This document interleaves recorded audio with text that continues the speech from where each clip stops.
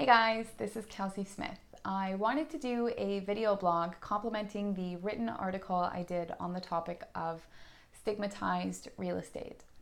What do I mean when I say stigmatized real estate? I mean real property that has no physical or latent defects to it, but it does have certain unfavorable characteristics that might make a buyer not want to purchase it. There are a couple different kinds of stigmas, but for this article, I'm going to give you two examples. The first would be a public stigma. Public stigmas are obviously defined by the amount of people who know about the event or issue with the property. A good example of this would be Robert Pickton's farm.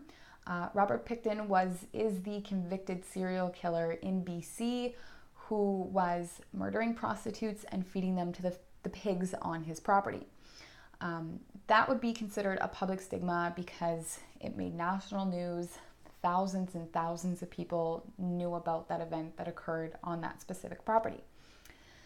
The other kind of stigma is a murder-suicide stigma. In a small town like Regina, murders and suicides are kind of publicized, but they're not publicized enough for the entire population of our city to know about the issue that happened within that one property. So the only people that would know about a murder-suicide are the homeowners, family members of the homeowners, friends of the homeowners, and maybe a handful of neighbors who live in the area and are familiar with what happens in particular properties. So with public stigmas, potential buyers have the ability to say, no, I know this happened here. It's not something I'm interested in. I don't want to live in this property.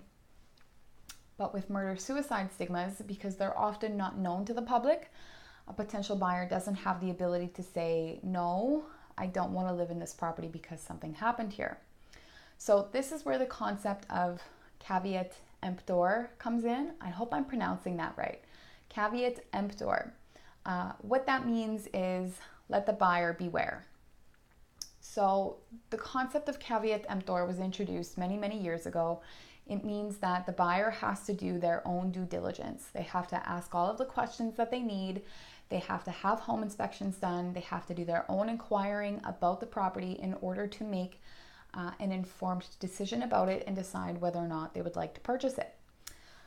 The Saskatchewan real estate legislation states that a seller does not have to disclose any stigmas. Sellers have to disclose any latent or physical defects related to the property. They do not have to disclose stigmas. So what that means is if a murder or a suicide within a home is an issue for a buyer, the buyer has to ask their real estate agent or the seller's agent, or they have to ask the seller themselves. And if the real estate agents are aware of a death or a murder that occurred in the property, legally, they're required to disclose it. But the seller, if they're asked whether or not a death or a murder has happened in the property, they are encouraged to seek legal counsel.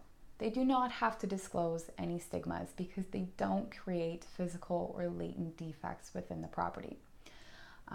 So when this topic comes up, if you're a seller, you are encouraged to seek legal counsel. If you're a buyer and a murder or a suicide in a home is an issue for you, you should do your due diligence and ask the sellers.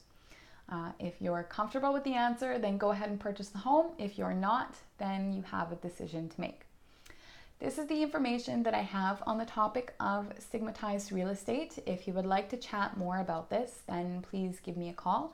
My number is 306-552-7047, or you can send me an email at contact@kelseysmith.ca. Check out the full written blog article for more information. Thanks for watching and have a great day.